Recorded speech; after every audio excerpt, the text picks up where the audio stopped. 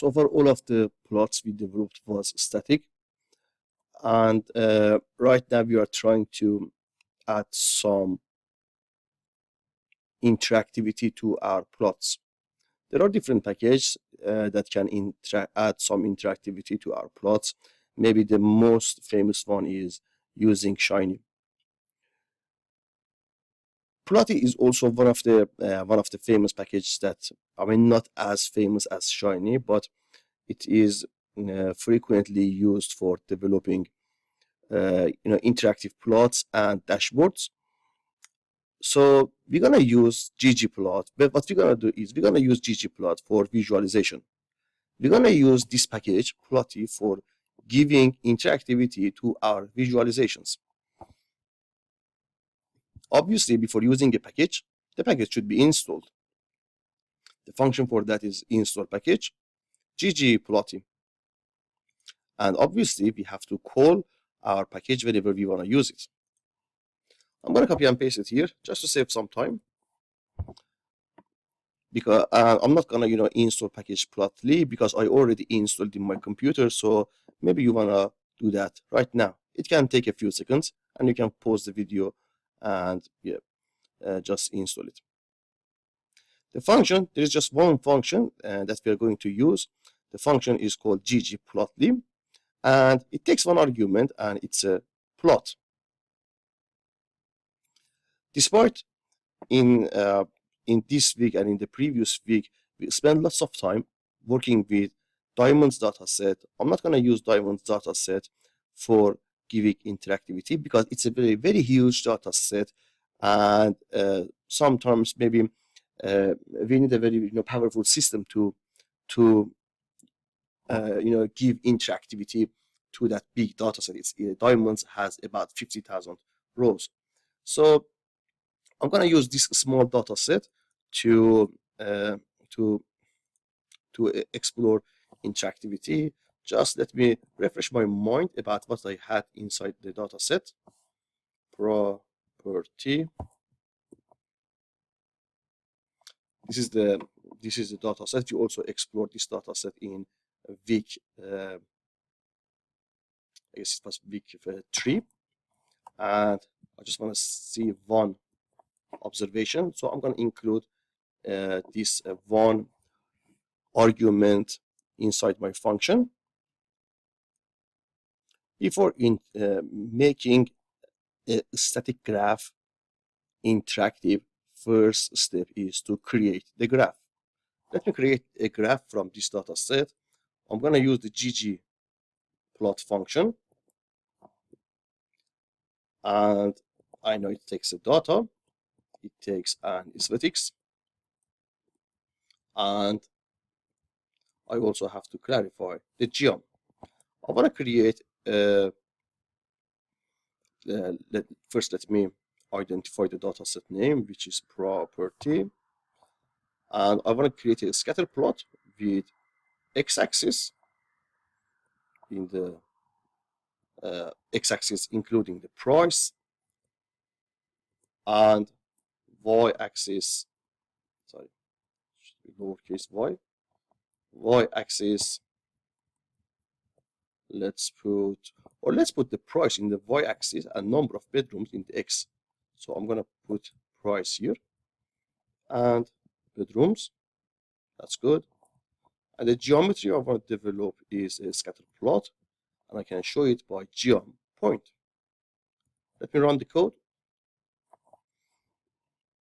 This is the scatter plot. This scatter plot can be informative. However, the problem with this scatter plot is I don't know which, it's very difficult to separate different data points. For example, I don't know which one is this data set. I know the trend is increasing, but I don't know the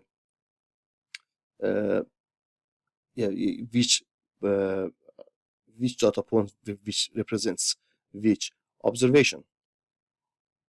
Okay, I can use this ggplotty function, but before using the ggplotty function, let's allocate this graph to something which is called P1, and I'm going to put P1 inside the ggplot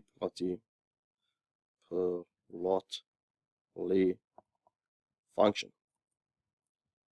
Plotly and p1. Let me run this piece of code and see what's going to happen. Okay, the graph is the same, but as you can see, some options are added at the top of the graph. So if I move my cursor inside the figure, I see this observation has 2 bedrooms and the price is 788. This guy has 2 bedrooms, the price is 764, and so on. If I come here, I see the price is 115 and 977.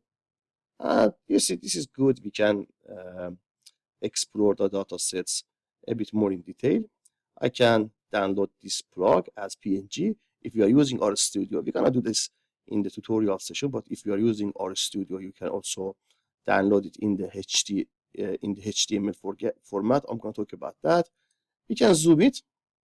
For example, let me click on this guy and zoom in. Let's say I want to explore somewhere more specific. For example, let's say I want to zoom in here, and I can move in the plot. For example, I can focus here. It can be useful specifically if we have too much information here. And yeah, so I can see what's going on exactly with these data points. And I can reset the axis and have the all of the plot. Let me add one argument. The other argument is geom smooth to see the trend and run the code. This is my geom smooth, and I see there is a kind of increasing trend. But how's the trend? How's the increasing trend? Over here, I see when I have like 3 bedrooms, the price should be, the trend tells me the price should be 890,000. It doesn't make sense, but it is trend. If you have a property with 3.5 bedrooms, the price should be 1,128,000. So maybe 3.5 bedrooms can be translated as having 3 bedrooms and 1 study room, or 3 proper bedrooms and 1 very small bedroom. So we can interpret them, and when it comes to the here, again we see how much would be the average of the price for 4 bedrooms. Something which is interesting is we have also numbers for the upper bound and lower bound of the trend line, you see, in addition to the trend line itself. So whatever we see inside the graph whatever we have inside the graph, we can get the exact value for that with this plotly package. And if I put the cursor outside the graph, I'm going to see a clean graph. Let's come back to the top, and I want to get rid of this geom smooth. I don't want to have it anymore, and let's say I want to have different suburbs by different colors. Color equal to suburb,